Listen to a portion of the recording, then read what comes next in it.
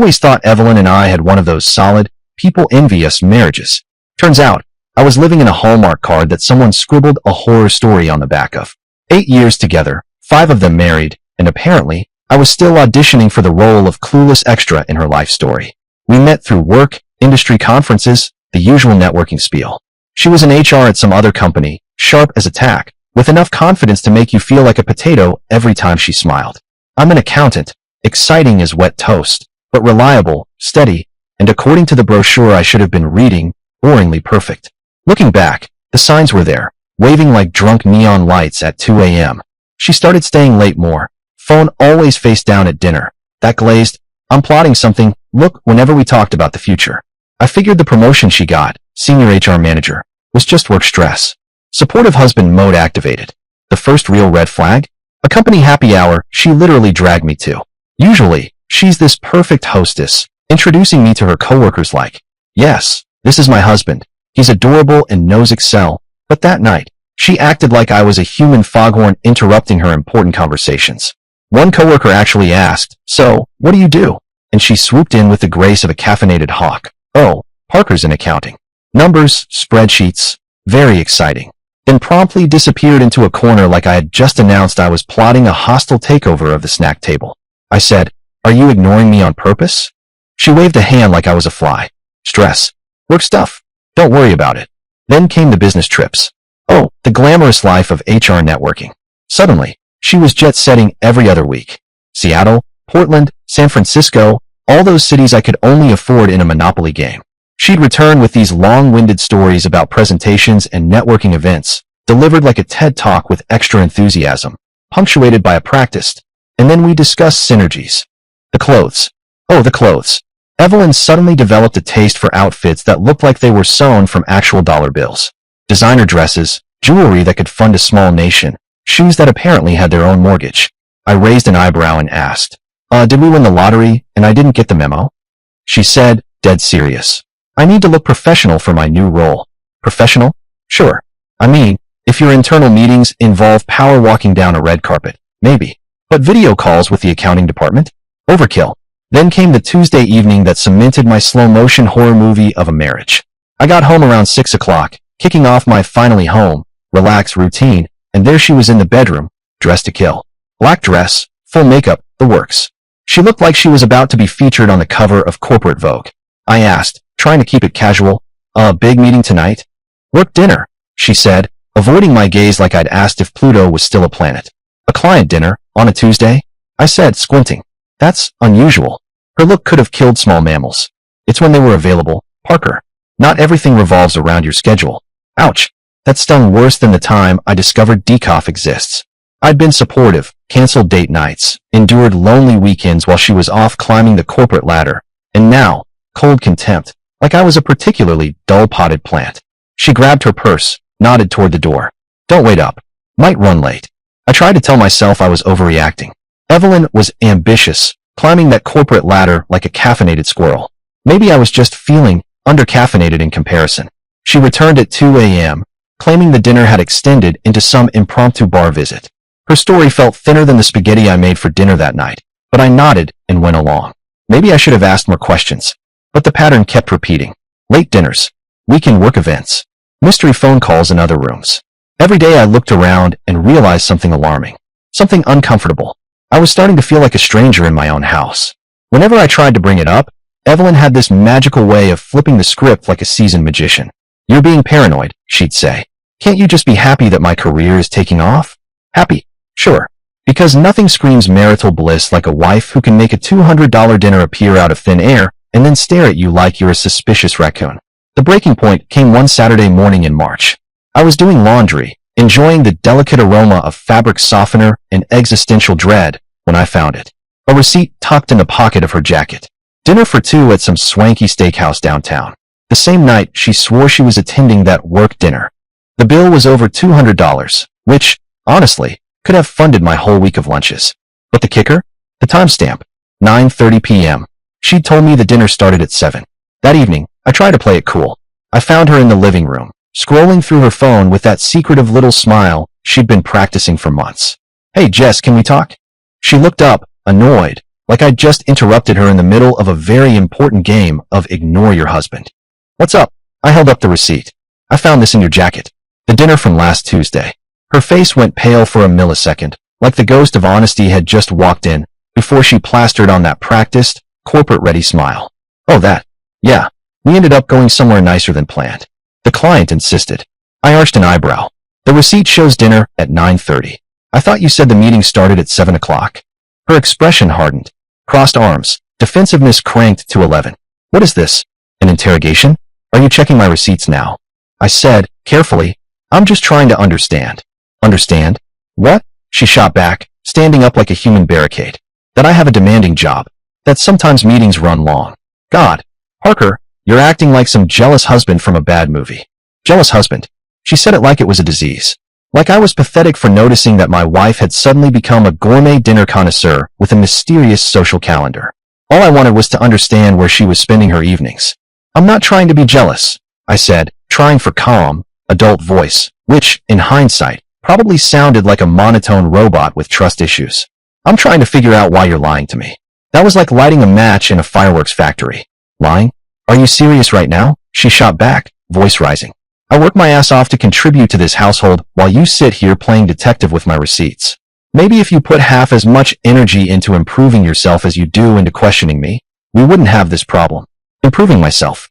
That phrase pinged around my brain like a broken alarm clock. Apparently, I was some fixer-upper project she'd grown tired of sanding and painting. The fight escalated like a slow-motion car crash. Evelyn accused me of being controlling and insecure. I accused her of being secretive and distant. Somehow, we went to bed that night mad, like two exhausted contestants in a game show called Who Can Hold a Grudge Longer? The tension lingered for days. I thought we'd work through it like we always had. Cue the naive optimism soundtrack. I was wrong. The truth finally crept into the light 3 weeks later. Not from some heroic confession from Evelyn. No, that would have been too easy. I'd been casually keeping an eye on our credit card statements. Strictly budget review. Not snooping, of course. And then I saw it. Hotel charges on days she swore she was working late. The Marriott downtown, twice in 1 week. The Westin, on a day she claimed she was visiting her mom. At this point, I didn't even bother confronting her directly. Nope. I hired a private investigator. Dramatic? Sure. But I needed facts, not my imagination running wild like a caffeinated squirrel. If I was wrong, fine, I'd apologize and we'd rebuild trust. If I was right, at least I'd have facts instead of suspicions. The PI I hired was a guy named Willie B. Hard again. Right off the bat, he looked like he'd walked straight out of a Sin City panel. Slender, angular, trench coat hanging off him like it was painted on, fedora tip just enough to make you question whether he slept in it, and eyes that had clearly stared at way too many secrets for their own good. I wasn't sure whether to trust him or ask him for his autograph. During our initial meeting, he lit a cigarette, even though we were indoors, and leaned back in a chair that looked far too fragile to hold him. Here's how this works, he said, voice like gravel wrapped in velvet. Surveillance. Photography. Documentation. Sometimes, the truth isn't what you expect. You prepared for that? I nodded, trying to sound confident, but inside I was sweating like I'd just realized I might have hired a comic book character instead of a professional. Good, he said, flicking ash into a coffee cup as if it were a ceremonial ritual. I don't do sugar-coated reports. If she's up to something, you'll know every detail. If she's not, well, you'll still know every detail, and maybe you'll sleep better knowing you hired me instead of some schmuck off Craigslist. I swallowed. Right, every detail. For a moment, I wondered if I'd made a huge mistake. The guy looked like he could vanish into shadows and whisper in Morse code, but could he actually get the job done? 3 days in, I started to believe he could. A photo here, a note there, little breadcrumbs of truth he was laying out like a noir detective painting a map of betrayal. I didn't want to admit it, but the guy had chops. Willie's first report came back after a week of surveillance. The results hit me like a lead balloon. Evelyn was having an affair. Shocking? Yes. Predictable? Somehow also yes. But it wasn't a co-worker like I'd assumed. Nope. She was involved with a guy named Carter Anderson. 42, married, 2 kids, and owner of a consulting firm. He drove a BMW that probably cost more than I made in a year. Naturally, he looked like a Bond villain in Business Casual. That's when Willie's brilliance hit me like a brick of clarity. This guy wasn't just having a fling. He was running a full-blown operation. Your wife is one of 5 women he's currently involved with, Willie said during our second meeting, sliding a folder across the desk like it was a grenade labeled truth bomb. All of them think they're in exclusive relationships with him. He's got quite a system. I blinked. Five. 5 women. Yep. And he's organized. Like Sherlock Holmes level organized, Willie said, tapping his slender fingers against the folder.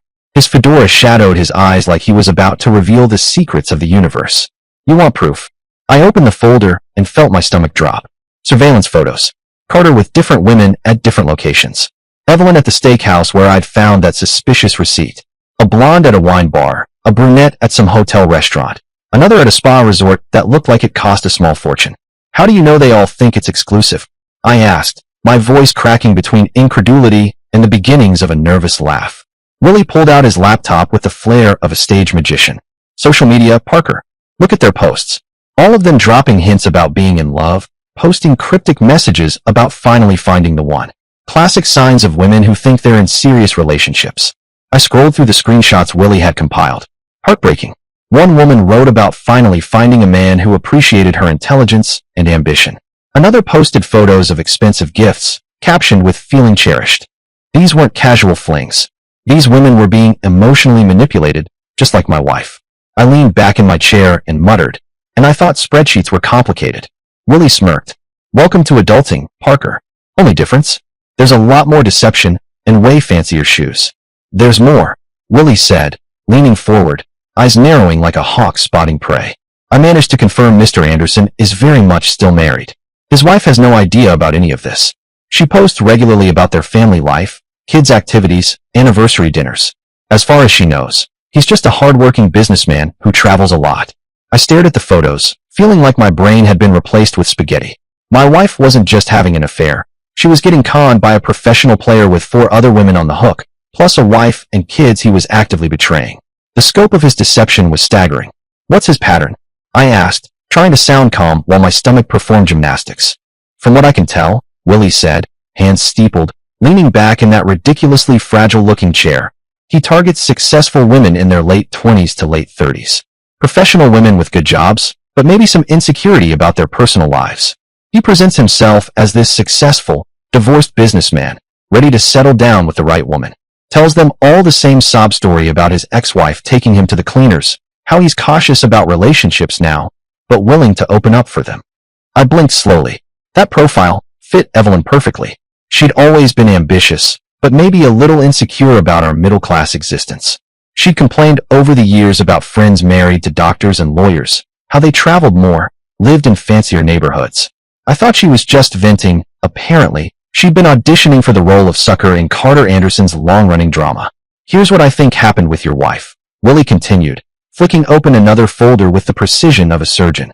He probably approached her at a professional event, conference, networking function.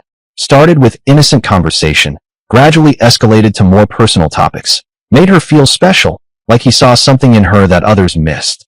I slumped in my chair, muttering, and I thought I was special. Willie didn't miss a beat.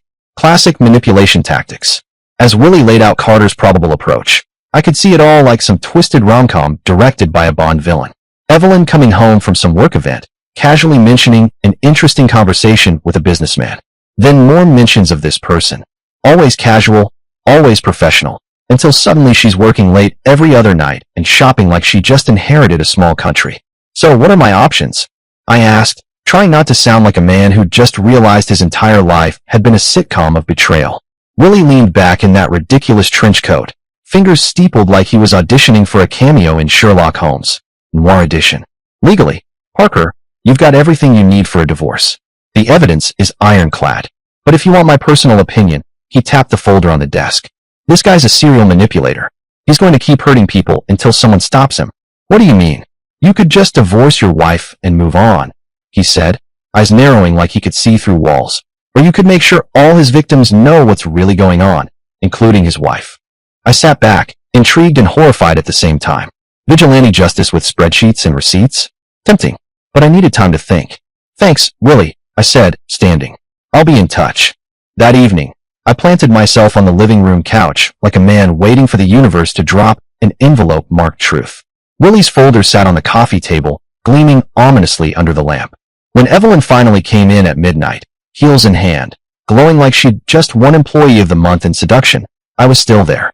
You're up late, she said, tilting her head, like she'd just caught me napping in a very serious way. We need to talk, I said, lifting the folder with all the gravitas of a courtroom reveal. She sighed, the kind of sigh that screamed, "I know what this is about, and I'm bored already." "Parker, if this is about the receipt thing again, it's not about the receipt." I held the folder out to her. "It's about Carter Anderson." Her face went through a full emotional spectrum in under 3 seconds. Terror, anger, then something that looked suspiciously like relief, as if she was tired of keeping the secret. She sank into the chair across from me. No protest, no denials. "How long have you known?" she asked, voice small. "About a week," I said, trying to keep my tone calm, like I wasn't about to start handing out subpoenas personally. "I hired a private investigator." Evelyn's face was a slideshow of emotions: shock, fear, guilt, then suddenly defiance. "So what now? You're going to scream at me? Threaten me?" she said, arms crossed, spine straighter than a ruler. "Actually, I was hoping you'd explain why." She laughed, this bitter, sharp kind of laugh that made the walls feel like they were closing in. "Why? Seriously, Parker, look around. Look at our life. Look at yourself. You really don't understand why I'd want something more."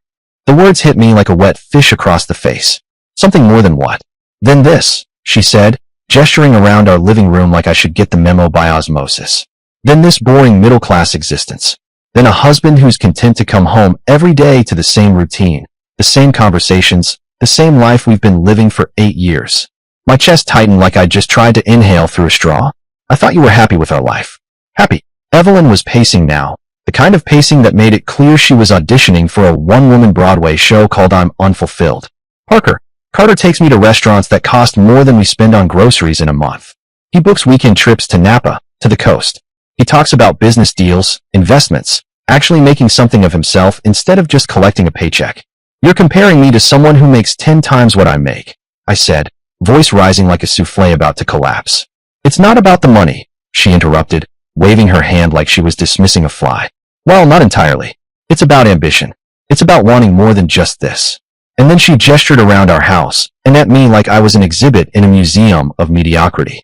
I exhaled slowly, trying to process the words, as if deep breathing could somehow untangle 8 years of betrayal. "So, you decided to have an affair instead of talking to me about feeling unfulfilled." Her expression hardened, jaw set like she'd carved it from granite. "I decided to find someone who could give me what I need. Someone who appreciates me for who I am instead of expecting me to be satisfied with mediocrity." And then she said it, the thing that still makes my blood boil months later. "Honestly, Parker, you should thank me for this," Evelyn said, lounging like she'd just delivered a TED Talk on betrayal. "The affair showed me that I deserve better than what you can offer. It opened my eyes to what's actually possible. Instead of settling for whatever you think is good enough, thank me." "Wait, what?" She wanted me to thank her for cheating on me because it proved I wasn't worthy of her? I sat there, blinking like someone had handed me a manual in Klingon. I let her words settle, letting them marinate in my brain like some particularly sour cheese. Then I stood up, walked to the home office where the lawyer's papers were waiting, prepped and ready to go. Felt almost ceremonial, like I was about to knight myself the king of irony. When I returned, Evelyn was sprawled on the couch, phone in hand, probably texting Carter about the dramatic evening she was starring in. "Here," I said, dropping the divorce papers on the coffee table with all the subtlety of a marching band. "My thanks." Her eyes widened. "What is this? Your thank you gift?" I said, a smirk tugging at my lips. "Since you're so grateful the affair proved I'm not good enough, I figured I'd make it official." Evelyn picked up the papers, face paling like a ghost who'd just checked their bank statement. "Parker, wait. I didn't mean." I cut her off calmly. "And you're right. You do deserve better than me. You deserve exactly what you're going to get." Her brow furrowed. "What's that supposed to mean?" I swiped open my phone, showing her the photos Willie had taken, Carter with the other women. "It means your boyfriend isn't as exclusive as you think." Her eyes went wide, cycling rapidly through confusion, disbelief, and finally understanding. "These are Carter's other girlfriends. All 4 of them." "Oh, and his wife," I said, swiping to a photo of Carter at a restaurant with a woman clearly his spouse. Matching rings, 2 kids, the whole suburban betrayal package. Evelyn stayed quiet for a long moment, scanning the photos like a student trying to decode hieroglyphics. When she finally looked up, her expression had completely changed. "This can't be right," Evelyn said weakly, voice trembling like a leaf in a storm. "Carter told me he was divorced." I pointed at the phone, showing her the photos again. "He lied to you, just like he lied to all the other women he's stringing along." I watched her slowly digest the information, That exact moment when the full scope of Carter's operation hit her like a ton of poorly labeled bricks. She'd thought she was special, thought she'd found someone who saw her worth. Instead, she was just another mark in his little empire of deception. I need to call him, she said, reaching for her phone with shaking hands. Go ahead, I said, calm as a man holding a winning hand in a poker game. But Willie's been watching him all week.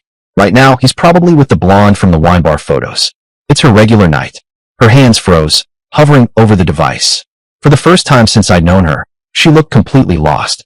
What do I do? She whispered. You signed the divorce papers, I said, leaning back with all the gravitas of someone delivering a verdict.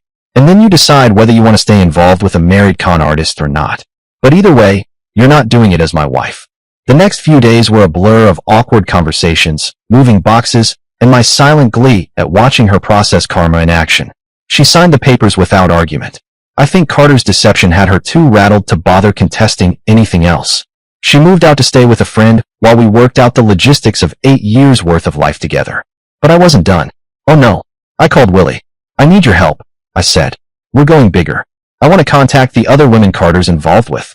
Willie's eyes gleamed, the same sharp, calculating look that made me trust him more than any human I'd ever met. Consider it done, Parker. This guy's about to get a lesson in exposure he won't forget. It took some meticulous detective work, but Willie managed to track down contact information for all the women, plus Carter's unsuspecting wife. My plan was simple, elegant, and deliciously vindictive. I'm going to invite them all to a meeting under the pretense of discussing Carter, I explained. Conference room at a hotel. Carefully worded messages. They need to hear it in person. Willie thought the whole plan was borderline insane. What if they don't show up? He asked, adjusting his fedora like a man who'd solved crimes the old-fashioned way and knew patience was key. What if Carter finds out and warns them? Then at least I'll know I tried, I said, trying to sound philosophical, though inside I was mostly thrilled at the thought of seeing this charade collapse. But I think they'll come. From what I've seen on their social media, they're all emotionally invested. They want to know what's going on. It took 2 weeks of careful planning, endless emails, and a mild obsession with logistics, but I managed to get all 5 women to agree to meet. I booked a conference room at the Hilton downtown for a Saturday afternoon, sent each of them the address and time, and crafted the invitation like a Bond villain might draft a ransom note. Vague, but impossible to ignore. I have important information about Carter Anderson that affects your relationship with him. Please come alone. The day of the meeting, I arrived early, channeling my inner event planner crossed with a vigilante accountant. Willie came along for moral support and to help facilitate the conversation. He moved with that deliberate, measured grace that made him look like Sherlock Holmes reincarnated with a smartphone. Chairs were arranged in a circle, surveillance photos and evidence neatly organized on the table. The first to arrive was Mila, the blonde from the wine bar photos. She looked nervous but curious, peering around the room like she'd accidentally stumbled into a corporate hostage negotiation. Are you Parker? She asked, squinting like she was deciding whether I was friend or foe. I am, I said, giving her what I hoped was a reassuring smile. Thank you for coming, Mila. We're waiting for a few others, and then I'll explain everything. Next came Grace, a brunette Willie had photographed at the hotel restaurant. She strode in with confidence, but her eyes flickered with a mix of suspicion and curiosity, like a cat that can't decide if it wants to pounce or run. Then Rebecca, a redhead who had been seen with Carter at various upscale locations, arrived. She looked like she'd rather be anywhere else on the planet, but the twitch of her lips betrayed that her curiosity had won. Finally, Riley, the youngest of the group, probably late 20s, from the spa resort photos, shuffled in last. She clutched her bag a little too tightly and glanced nervously around the room, clearly unsure if she'd walked into a support group, an intervention, or the prelude to a courtroom drama. Finally, Naomi arrived, Carter's wife. She walked in cautiously, brow furrowed, carrying that I have no idea what I'm walking into energy like a professional expecting a board meeting and finding a circus instead. Willie had contacted her separately, spinning it as a meeting about her husband's business activities, which, in hindsight, was genius. Once everyone was seated, the room fell silent. 5 women, none of whom had the faintest idea they were all dating the same man, stared at me with a mix of curiosity, suspicion, and the kind of disbelief that usually comes with reading your own obituary. Thank you all for coming, I began, trying to sound calm even though my inner monologue was high-fiving itself. I know this is unusual, and I appreciate you taking the time. Before I explain why you're here, I want to go around the room and have each of you tell me how you know Carter Anderson. Mila went first, a mixture of confidence and confusion plastered on her face. He's my boyfriend. We've been seeing each other for about 6 months, but I don't understand why. Your boyfriend? Grace cut in, voice rising slightly. Carter is my boyfriend. We've been together for almost a year.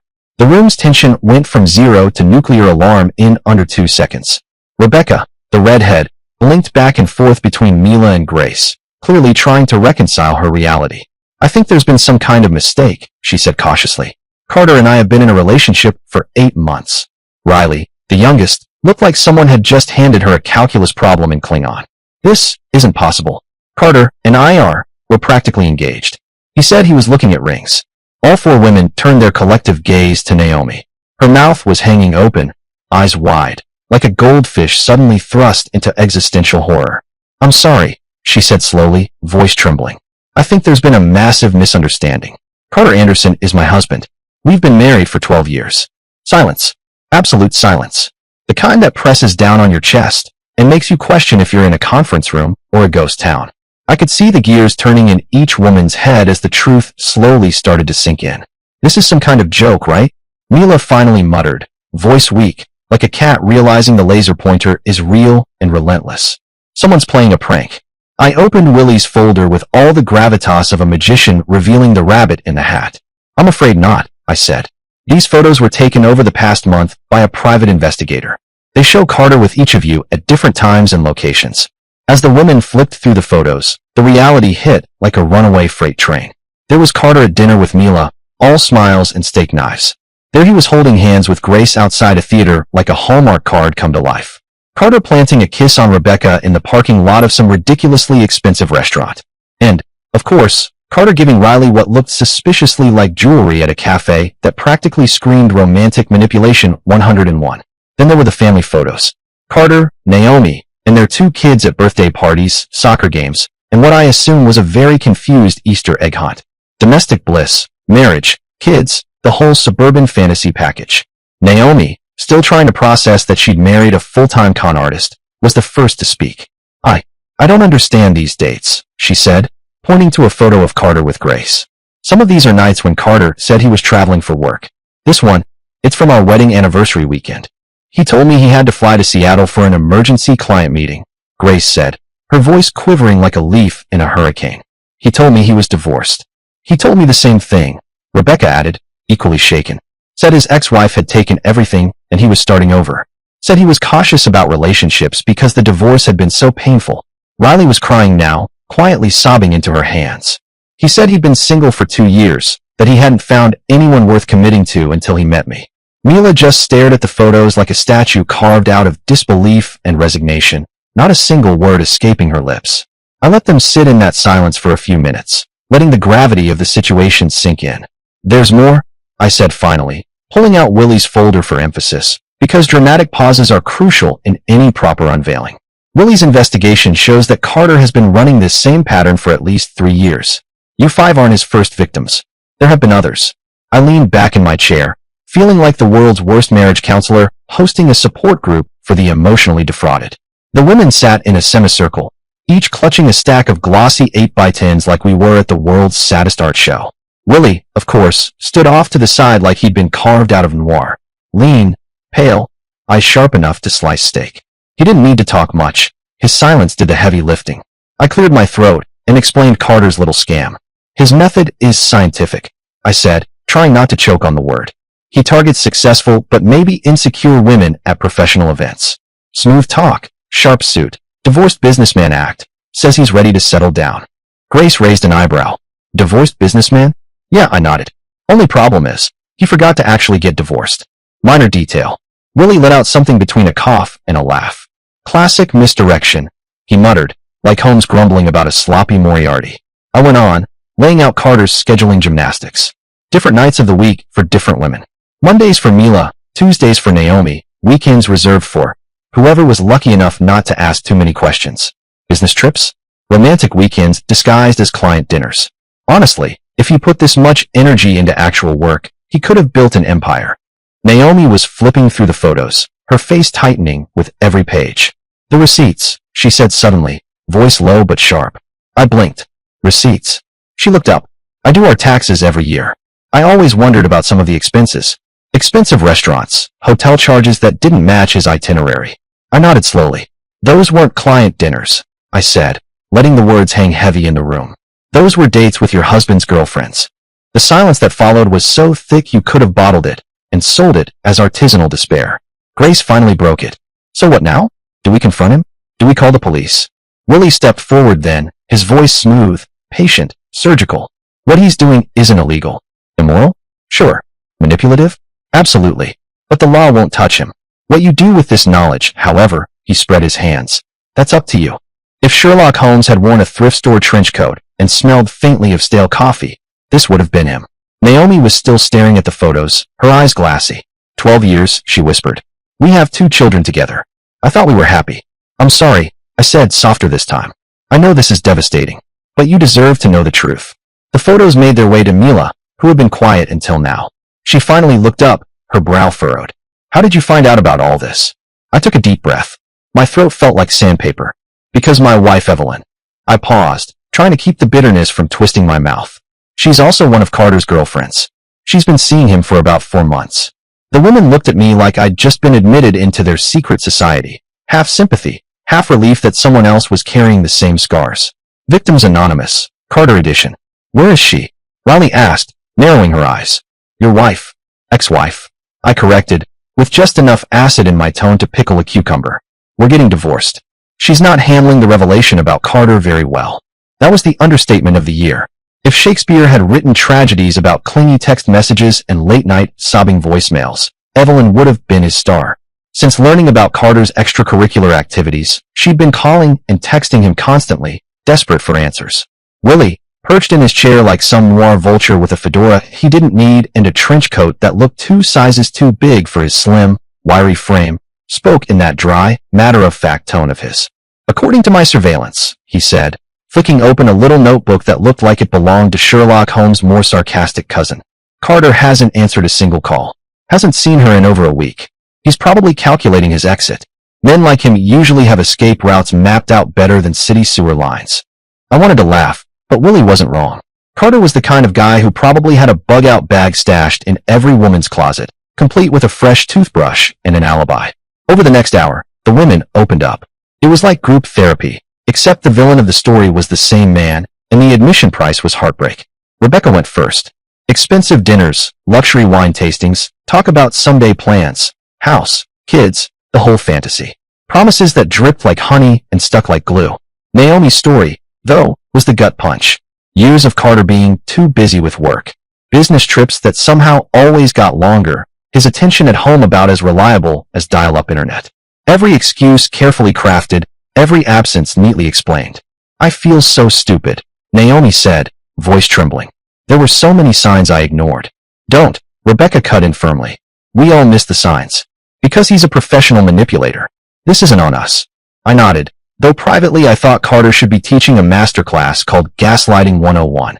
How to ruin multiple lives without breaking a sweat. Willie adjusted his glasses, leaned back, and gave the group one of those knowing detective looks, the kind that made you feel like he'd just solved 3 mysteries you didn't even know you had. Patterns like his are deliberate, he said. Every promise designed to fit your soft spots. Every excuse tailored like a bespoke suit. He doesn't improvise, he rehearses. By the end of the meeting, we'd gone from strangers to an unlikely support group bound by the same con artist. Phone numbers were exchanged, promises to stay in touch made. Misery may love company, but in this case, it was building a network. Naomi, looking like she'd finally had enough, straightened her shoulders. I'm confronting him tonight, she said. When he gets back from his business trip. Business trip. Right. Willie's surveillance had already stripped that euphemism bare. Not business, Willie corrected smoothly. Romantic weekend. Woman number 6. Someone we haven't been able to contact. And just like that, the room went quiet. 6. 6 women. Carter wasn't a husband or a boyfriend. He was a franchise. I leaned back in my chair, arms crossed, watching the chaos unfold like a front-row seat to the best soap opera ever written by a drunk playwright. Mila announced she was going to ghost Carter completely. No explanation, no dramatic exit, just a vanishing act. Like a magician, she said with a smirk. Except he won't clap when I disappear. Grace, on the other hand, wanted to storm the castle. She was already plotting out her entrance to Carter's office, talking about timing it for lunch hour, when the maximum number of people would be around. Willie adjusted his hat in the corner, eyes narrowing like Sherlock Holmes' meaner cousin. He murmured something about maximum public humiliation equals maximum efficiency, which made Grace grin like she'd just been handed Excalibur. Rebecca played it cooler, twirling her phone like a gunslinger. I'll send him a message, she said, just enough to let him know the jig is up. She typed furiously, then leaned back with a grin. Willie peeked over her shoulder with that uncanny ability of his to appear exactly where you didn't expect him. Elegant, he said in a low rasp, like stabbing a man with a paper cut. He'll bleed shame, not blood. I had to admit, the guy had a way with words. Meanwhile, Riley sat there with her mouth half open, still in a daze. I don't even know what to do, she whispered. She looked like someone who'd just seen their favorite childhood cartoon character unmask themselves as a tax fraud. As for me, the weirdest part was that I didn't feel crushed anymore. Seeing Carter's web of deception laid out like Willie's crime board masterpiece gave me perspective. Evelyn's affair hadn't been about me lacking something. Carter had been running a scam, a hobby of wrecking homes like it was his version of collecting stamps. It didn't excuse Evelyn's betrayal, or those words of hers that still burned like acid, but it reframed everything. She'd been conned, manipulated, a victim in her own right, even if she'd also managed to victimize me in the process. The fallout came faster than I thought. Naomi confronted Carter that very night, and Willie, in a voice that could have narrated a noir film, observed, "There goes a man meeting his reckoning. His sins come home, wearing stilettos." She kicked him out, filed for divorce by Monday, and even had a lawyer lined up to secure custody. Efficient, deadly, classic Naomi. Grace, true to her word, marched into his office during lunch hour like she was staging a Broadway show. Willie and I heard later that she brought color printouts of the surveillance photos and distributed them like party favors. The man's reputation went down faster than a bad martini, Willie muttered with satisfaction. Mila kept it short. One text, I know about Naomi, Grace, Rebecca, Riley, and Evelyn. Lose my number. Willie smirked, minimalist, like a dagger hidden in a smile. Rebecca's move was my personal favorite. She waited for Carter to invite her to dinner. Then she hit reply all to a group text with every woman's number attached. Her message, which one of us did you want to have dinner with? Genius. The kind of thing you frame in a museum of revenge. And Riley. Well, Riley eventually decided to write Carter a long, heartfelt letter about how his deception had hurt her. She never sent it, though. She just sighed and said, writing it was therapeutic enough. Willie tapped the side of his temple at that. Closure doesn't always require an audience, he said, like some chain-smoking philosopher who solved crimes on the side. As for Evelyn, she finally got through to Carter a few days after the meeting. From what she told me later, the man went through the entire sleazeball handbook in under 10 minutes. First came the baby, it's not what it looks like routine. According to her, he swore the other relationships weren't serious, just side quests. She was the main campaign. When that didn't land, he shifted gears into gaslighting mode, calling her crazy, delusional, ungrateful for his honesty. Then, classic Carter move, he blocked her number. Real Prince Charming, that one. A week later, there she was at my new apartment door, looking like she hadn't slept since the Clinton administration. You were right, she said as soon as I opened the door. No hello, no how's the new place, just those 3 words. About Carter, the other women, all of it. I invited her in, mostly because she looked one bad cup of coffee away from a car crash. She sat on my couch like it was a confessional booth and said, he used me. Everything he said, everything I thought we had, it was all lies. I'm sorry, I said, and I meant it. Seeing her like that, hollow-eyed and shaking, I realized Carter hadn't just taken a wrecking ball to my life. He'd done the same to hers. Equal opportunity bastard. I know I don't deserve forgiveness, Evelyn said. Her voice cracked. The things I said to you, about you not being good enough. I was so wrong. I was caught up in this fantasy of a different life. I couldn't see what was real anymore. We ended up talking for hours. She apologized for everything. The affair, the cheap shots, the way she'd treated me like a placeholder instead of a husband. She admitted she'd been dissatisfied with our life, but never had the guts to say it out loud. I thought Carter represented everything I was missing, she confessed. Success, excitement, sophistication. But it was all an act. He didn't care about me at all. I accepted her apology, because holding a grudge that heavy gets exhausting. But I made it crystal clear it didn't change anything. The divorce was still happening. Too much damage, too much broken trust. Still, it felt good to finally end a conversation with her on something better than a slammed door or a shouted insult. At least we could part on better terms than we had been. The divorce was finalized 3 months later. Paper signed, stamped, sealed, and my wallet officially lightened. Evelyn packed up and moved back to her hometown to be closer to family, while she rebuilt her life. Rebuilt was the word she used. Like our marriage was some IKEA bookshelf that collapsed because I lost the Allen wrench. We don't stay in regular contact. Just the annual exchange of Christmas cards and the occasional, hope you're well text that feels about as warm as a handshake with an IRS auditor.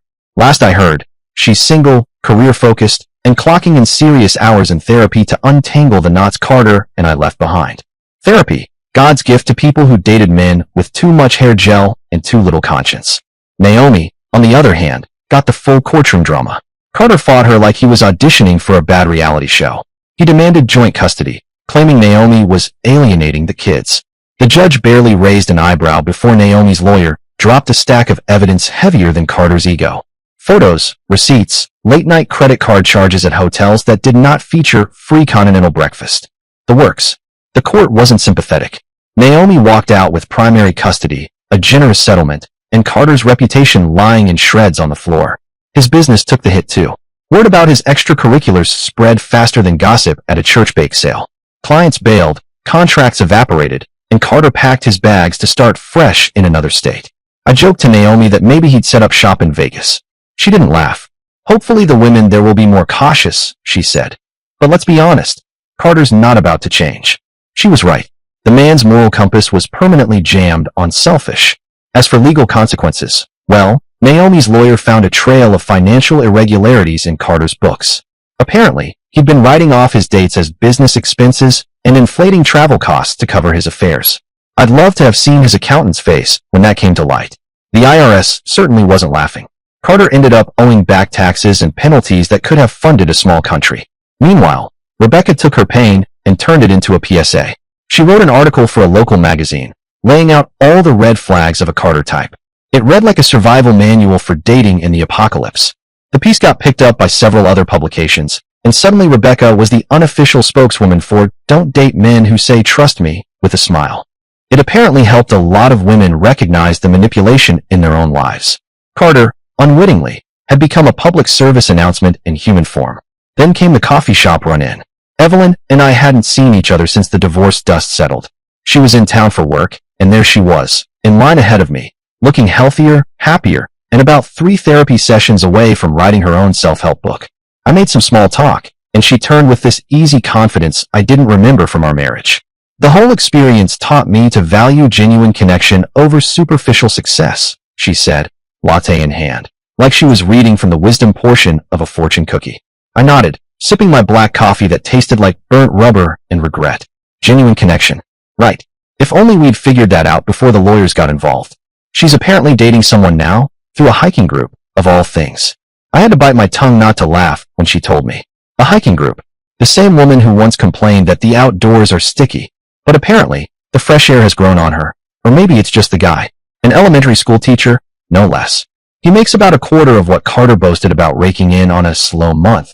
But Evelyn said he actually listens to her and remembers what she says. Imagine that. Carter couldn't remember her birthday without Outlook sending him a reminder, but this guy probably writes her little notes on Post-its with cartoon apples. I couldn't help but chuckle and said, so, all Carter's money and charm didn't quite stack up against a man who can do the Macarena at a school talent show. She grinned in a way I hadn't seen since before everything fell apart and said, he treats me with respect. That's worth more than any paycheck. And she was right. As much as I wanted to make some smug joke about how the bar for men seems to have been lowered to simply not being Carter, I kept it to myself. Growth, I suppose. It's funny how life works out. The absolute worst thing that ever happened to our marriage ended up being the best thing for us as individuals. She got out from under a man who treated her like a trophy and found someone who treats her like a person. I got, well, a front row seat to a very expensive cautionary tale. Anyway, that's the story. Thanks for listening. And remember, if someone ever tells you to thank them for betraying you, divorce papers make an excellent thank you gift. Dear listeners, please share your thoughts in the comments section below and don't forget to like, share, and subscribe.